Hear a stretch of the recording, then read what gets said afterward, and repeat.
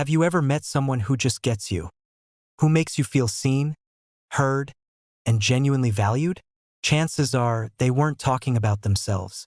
They were talking about you. That's the secret Theodore Roosevelt mastered.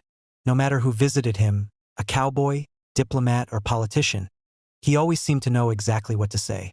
Why?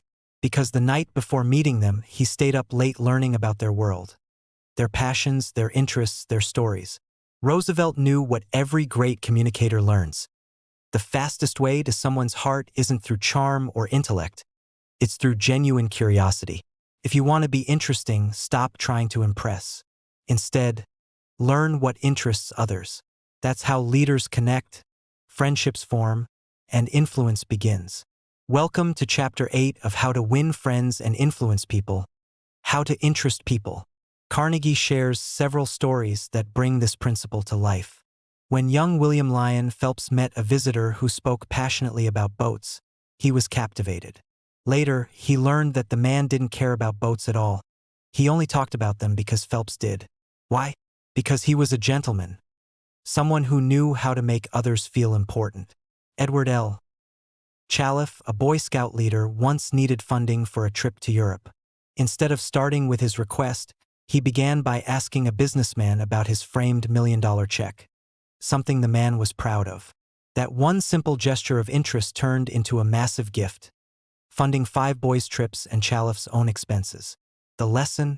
When you focus on what others care about, they become more open, warm, and generous. Not just with their money, but with their hearts. Henry Duvernoy, a baker in New York, spent 4 years trying to sell his bread to a hotel manager and failed. Then he discovered the man's passion, a group called the Hotel Greeters of America. Instead of pushing his product, Duvernoy talked about the greeters, and the manager lit up with excitement. Within days, the same hotel placed its first bread order. Another story, Edward Harriman wanted a job with a powerful businessman, R.J. Funkhouser. Instead of pitching himself, he studied Funkhouser's interests and appealed to his desire for success and recognition. Result? He got the job and a 20-year partnership that made them both wealthy. The truth is timeless. When you talk about what others love, you build instant connection. People don't care how smart you are until they know you care about what matters to them. So how do you use this in your own life? Simple. Before any meeting or conversation, learn what excites the other person. What do they value? What do they love to talk about? Then lead with that, not yourself. This works everywhere, from networking events to family dinners.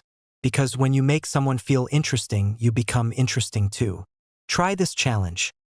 In your next conversation, ask 3 questions about the other person's passions, and just listen. You'll be amazed how naturally they open up.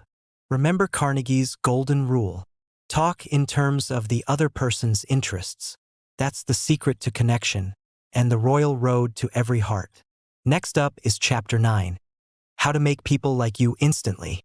If this chapter helped you see people differently, hit subscribe and let's keep learning how to win hearts, not arguments.